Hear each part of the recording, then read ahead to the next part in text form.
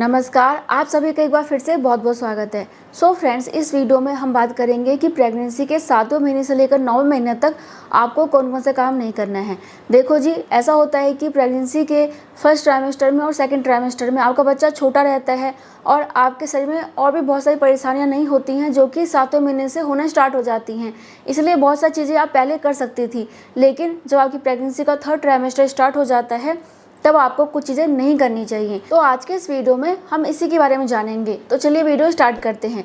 बाकी देखिए, अगर आप लोगों ने अभी तक हमारे चैनल को सब्सक्राइब नहीं किया तो प्लीज़ कर लेना। वीडियो पसंद आएगा तो एक लाइक कर दीजिएगा। तो चलिए अब जानते हैं। सो फ्रेंड्स, जो सबसे पहला काम आपको इस समय नहीं करना चाहिए वो है लंबे समय तक खड़े होकर काम करना। देखो जी, अगर आप बहुत ही लंबे समय तक खड़े होकर काम करती हैं तो इससे आपको परेशानी हो सकती है, साथ ही साथ आपके बच्चे को हो सकती है, क्योंकि बच्चा बड़ा हो जाता है, हेड डाउन पोजीशन में आ जाता है। और इस समय क्या होता है कि बच्चे का विकास भी बहुत ही तेज़ी से होता है। मतलब ये कि बच्चे का वजन बहुत ही तेज़ी से इस समय बढ़ता है।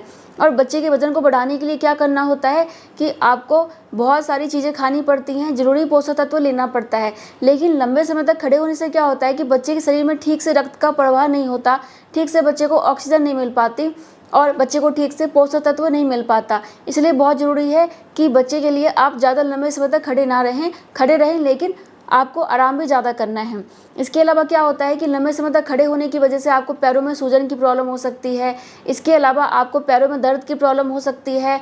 और क्या होगा कि लंबे समय तक खड़े रहने से आपका जो ब्लड प्रेशर का लेवल है ना, वो भी डाउन हो जाता है। और ब्लड प्रेशर इस समय अगर आपका ठीक नहीं है, कम है या फिर ज़्यादा है, तो उससे बहुत सारी परेशानियाँ हो सकती हैं। इसके अलावा क्या होता है कि आपको कमर में बहुत ज़्यादा दर्द की परेशानी हो जाती है और आपको पूरे पेल्विक एरिया में बहुत ज़्यादा दर्द होता है। इसलिए आपको इस समय लंबे समय तक खड़े नहीं रहना। अब बात कर लेते हैं बैठ के काम करने की। तो देखो जी, इस समय आपको बहुत ही लंबे समय तक बैठ के भी काम नहीं करना है। अगर आप ऑफिस में काम करती हैं तो कई बार आपको जो है बहुत ही लंबे समय तक बैठ के काम करना होता है। जो भी ऑफिस जाते हैं उनको पता होगा कि उनको काफ़ी लंबे समय तक एक ही जगह पर बैठे रहना पड़ता है। या फिर घर में बहुत सारे काम ऐसे होते हैं, अगर फैमिली बड़ी है तो मान लीजिए कि रोटी बनाने के लिए बैठे हैं या फिर कपड़े धोने के लिए बैठे हैं, तो काफ़ी लंबे लंबे समय तक आपको बैठे रहना पड़ता है। तो आपको काफ़ी लंबे समय तक एक ही जगह पे बैठे नहीं रहना है। आपको क्या करना है कि बीच बीच में खड़े होकर थोड़ा सा चल लेना है, थोड़ा सा आपको सीढ़ियों पे चढ़ लेना है, या फिर आप थोड़ा सा ऐसे ही कमरे में चल सकती हैं ताकि आपके बच्चे को और आपको इससे परेशानी ना हो। इस समय क्या होता है कि बच्चे का हेड डाउन करने का समय होता है और आप बहुत ही ज़्यादा लंबे समय तक बैठी रहेंगी तो बच्चे को हेड डाउन करने में दिक्कत आएगी। इसके अलावा क्या होता है कि ऐसे में आपका बच्चा गले में गर्भनाल भी फंसा सकता है, क्योंकि जो महिलाएं बहुत ही लंबे समय तक बैठी रहती हैं उनका बच्चा गले में गर्भनाल ज़्यादा फंसाता है। इसके अलावा आपको इस समय पेट दबा के भी नहीं बैठना चाहिए, क्योंकि पेट दबा के बैठने से भी बच्चे को परेशानी होती है और आपका बच्चा कष्ट में आ जाता है। इसलिए एक तो सीधा होकर बैठे, दूसरा आप लंबे समय तक एक ही जगह पर बैठे ना रहें, ठीक है। इसके बाद जो तीसरा ध्यान आपको रखना है वो रखना है रिलेशन से संबंधित, यानी कि सेक्स से संबंधित। क्या होता है कि बहुत सारे लोगों को जानकारी नहीं होती है और वो इस समय भी रिलेशन रखते हैं। देखो, वैसे तो आप इस समय संबंध बनाते हैं, इससे कोई दिक्कत नहीं है, कोई परेशानी नहीं होती है, लेकिन बच्चा बड़ा हो जाता है, बच्चा के साथ नीचे भी आता है, तो ऐसे में आपको थोड़ी सी सावधानी तो रखनी पड़ती है।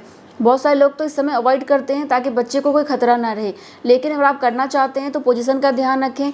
ऐसे करें कि आपका पेट ना दबे। अगर आपको कंफर्टेबल नहीं होता तो आपको नहीं करना चाहिए, या फिर आपको बहुत ज़्यादा दर्द हो जाता है तो भी आपको नहीं करना चाहिए।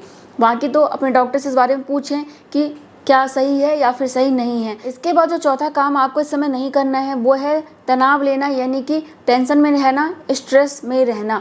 देखो जी, इस समय आपके लिए तनाव में रहना काफ़ी ज़्यादा जो है परेशानी का काम हो सकता है, क्योंकि इस समय आपके बच्चे का वजन तेज़ी से बढ़ता है। तो अगर आप तनाव लेंगी तो क्या होगा कि आपके बच्चे का वजन कम रह जाएगा, आपका बच्चा कमज़ोर पैदा होगा। इसके अलावा बच्चे का आईक्यू लेवल कम हो जाता है, बच्चा समय से पहले पैदा हो सकता है और डिलीवरी के बाद आपको और आपके बच्चे दोनों को बहुत ज़्यादा परेशानी हो सकती है।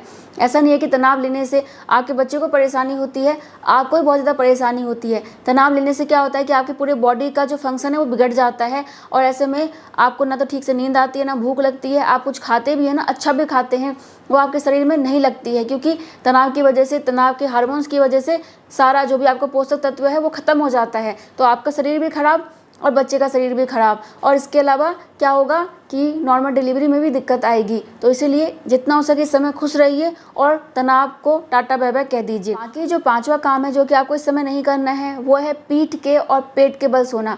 देखो जी, स्टार्टिंग की प्रेगनेंसी में आप पेट के बल भी सो सकती हैं 3 महीने तक, क्योंकि बच्चा छोटा रहता है। उसके बाद आपको पेट के बल नहीं सोना चाहिए, आपको पीठ के बल या फिर दाएं करवट या फिर बाएं करवट सोना चाहिए। लेकिन जब आपकी प्रेगनेंसी का 3rd ट्राइमेस्टर स्टार्ट हो जाता है तो कोशिश करें कि आप पीठ के बल भी ना सोएं, क्योंकि देखो पीठ के बल सोने से आपको और आपके बच्चे दोनों को परेशानी होती है। आपके साथ क्या होता है कि आपको पीठ में बहुत ज़्यादा दर्द की शिकायत रह सकती है।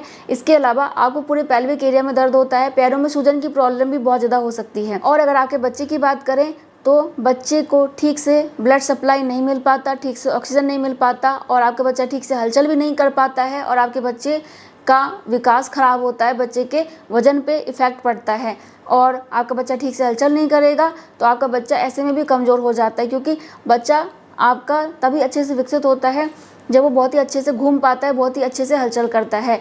तो इसके लिए आपको करवट से सोना होगा, खास तौर से लेफ़्ट साइड यानी कि उल्टी हाथ की तरफ। ये सबसे बेस्ट होता है, इससे आपको बहुत सारे फ़ायदे मिल जाते हैं। इसके बाद आपको इस समय झुककर भी कोई काम नहीं करना चाहिए। मान लीजिए कि आप पोछा लगा रहे हैं तो बहुत सारे लोग स्टिक से लगाते हैं, तो झुक के पोछा लगा रहे हैं, झुक के झाड़ू लगा रहे हैं, या फिर झुक के कोई भी काम आप कर रहे हैं तो आपको इस समय नहीं करना चाहिए, क्योंकि इससे आपके बच्चे को बहुत ज़्यादा दिक्कत हो सकती है। समय से पहले डिलीवरी होने का खतरा होता है और आप गिर भी सकते हैं। इसके अलावा भयंकर कमर दर्द की शिकायत हो सकती है और भी बहुत सारी परेशानी हो सकती है अगर आप बहुत ज़्यादा झुक के काम करते हैं तो। इसलिए आपको बिल्कुल झुक के पेट को दबा के कोई भी काम नहीं करना है, कोई सामान भी नहीं उठाना है।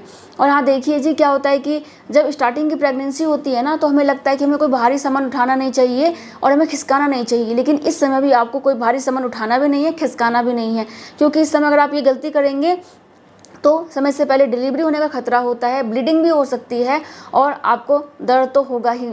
इसीलिए आपको ना तो कोई भारी सामान उठाना है, ना ही खिसकाना। मतलब कि मान लीजिए कि आप पोछा लगा रहे हैं तो कोई सोफ़ा को हटा रहे हैं, टेबल को हटा रहे हैं, या फिर पानी की बाल्टी उठा रहे हैं, तो ऐसी गलती मत कीजिएगा, नहीं तो बहुत ज़्यादा दिक्कत में आप आ सकती हैं।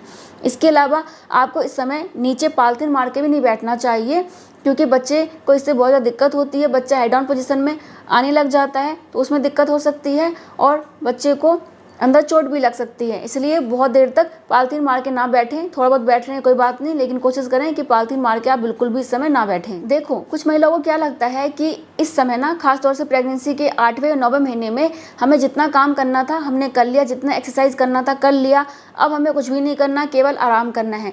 बिल्कुल आराम करें, लेकिन अगर आपकी प्रेगनेंसी बिल्कुल हेल्दी है, आप स्वस्थ हैं, तो आपको आराम भी करना है, लेकिन उसके साथ ही साथ आपको एक्टिव भी रहना है। तभी आपकी नॉर्मल डिलीवरी हो पाएगी, तभी आपके बच्चे का विकास अच्छे से होगा, क्योंकि आप एक्टिव रहेंगी तभी आपका बच्चा भी एक्टिव बनेगा। सब कुछ ठीक है तो कोशिश करें कि आप एक्सरसाइज भी करें, टहले भी, और आप अपने घर के छोटे मोटे काम भी करें, ताकि आपका शरीर खुला हुआ रहे और डिलीवरी के समय आपको दिक्कत ना हो। और इस समय आपको अनहेल्दी चीज़ें भी नहीं लेनी है। देखो कभी कभी आप थोड़ा बहुत कुछ खा लेते हैं, इससे कोई दिक्कत नहीं है, लेकिन कोशिश करें कि आप रोज़ाना अपनी डाइट को हेल्दी बना के चलें। जो भी ज़रूरी पोषक तत्व होते हैं आपको उन सभी को लेना है, तभी आपके बच्चे का विकास अच्छे से होगा, उसका वजन बढ़ेगा और आप भी स्वस्थ रहेंगे और आपके आराम से नॉर्मल डिलीवरी हो पाएगी। इसके बाद आपको इस समय ज़्यादा टाइट कपड़े नहीं पहनने चाहिए, क्योंकि टाइट कपड़े पहनने से आपको और आपके बच्चे दोनों को परेशानी होती है, बहुत ज़्यादा होती है।